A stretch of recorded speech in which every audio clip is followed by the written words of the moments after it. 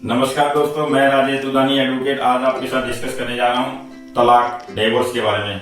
दोस्तों, भारत में तलाक जो है बहुत ही कॉमन फैक्टर हो चुका है और आजकल देखने को काफी ज्यादा मिलता है कि जो भारत में नई शादियां हो रही है या जो पहले हो चुकी शादियां हैं उनमें तलाक के केसेस की संख्या काफी मात्रा में बढ़ रही है।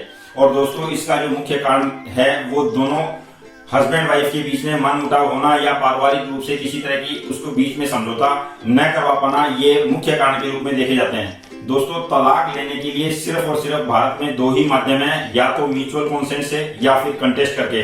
दोस्तों, एक मैं आपको बात क्लियर कर दूं कि अगर किसी भी दो महिला व पुरुष के बीच में लीगली अगर शादी हुई है तो उस शादी को संबंध विच्छेद यानी डिवोर्स करने के लिए सिर्फ और सिर्फ कोर्ट का ही एकमात्र रास्ता बचता है। अगर कोई व्यक्ति ये सोचता है कि पंचायत में बैठ के या किसी रिटन में समझौते के तहत किसी को तलाक या संबंध विच्छेद किया जा सकता है तो ये बिल्कुल इलीगल है, ये वैध नहीं है। आपको अगर शादी आपकी लीगली हो चुकी है तो आपके पास में तलाक का एकमात्र रास्ता हिंदू एक्ट के हिसाब से यही बचता है कि आपको कोर्ट में जाके लीगली डिवोर्स केस फाइल करना पड़ेगा।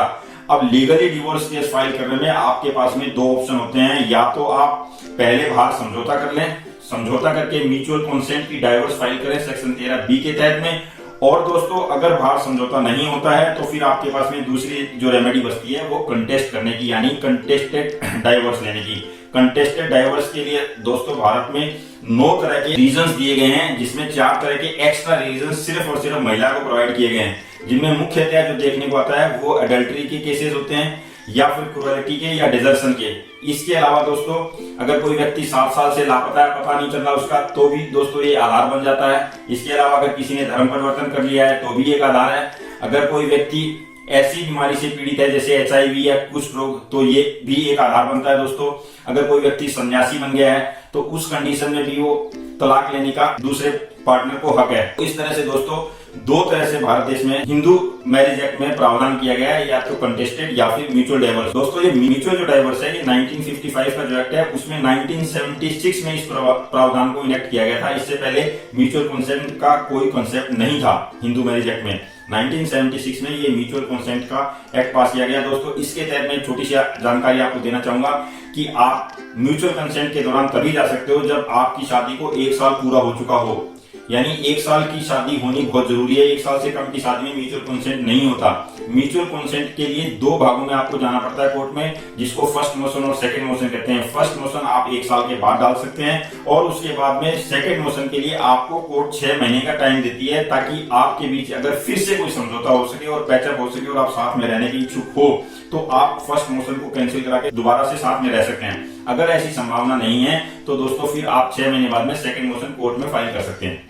और दूसरे सेकंड मोशन के दौरान में कोर्ट जो है डिक्री पास करती है और उस डिक्री के आधार पे आपका फाइनल डिवोर्स माना जाता है। इसमें मैं एक छोटी सी बात और शेयर करना चाहूंगा, वो ये है दोस्तों कि 6 महीने का जो वेटिंग पीरियड है वो ऑनरेबल सुप्रीम कोर्ट ने वेव कर दिया है। अब अगर किसी सर्कमस्टांसेस में किसी व्यक्ति को जल्दी है या ऐसा उसे लगता है कि कोई संभावना नहीं है पैचअप होने की या साथ में रहने की, तो दोस्तों वो वेविंग ऑफ की एप्लीकेशन के साथ में सेकंड मोशन कोर्ट में फाइल कर सकता है और कोर्ट उसके ऊपर में उचित कार्रवाई करते हुए सेकंड मोशन की डिग्री पास कर सकती है। दोस्तों, डिजर्शन के ग्राउंड यानी कोई भी पार्टनर एक दूसरे को बिना किसी वजह के अगर छोड़ के चला गया है तो डिजर्शन के ग्राउंड पे अगर आप डिवोर्स का केस डालते हैं तो आपको कम से कम 2 साल की वेटिंग पीरियड जरूरी है, यानी 2 साल से कम का अगर डिजर्शन का पीरियड है तो आप डिवोर्स का केस नहीं डाल सकते। डिवोर्स केस डालने के लिए आपको डिजर्शन के केस में सिर्फ और सिर्फ 2 साल की वेटिंग करनी जरूरी होती है। इस तरह से दोस्तों डाइवोर्स के ऊपर में ये था आज का डिस्कशन। अगले वीडियो में फिर किसी नई टॉपिक के साथ मिलेंगे, तब तक के लिए नमस्कार। मेरा ये वीडियो कैसे लगा आप कमेंट बॉक्स में कमेंट जरूर लिखें। धन्यवाद, नमस्कार।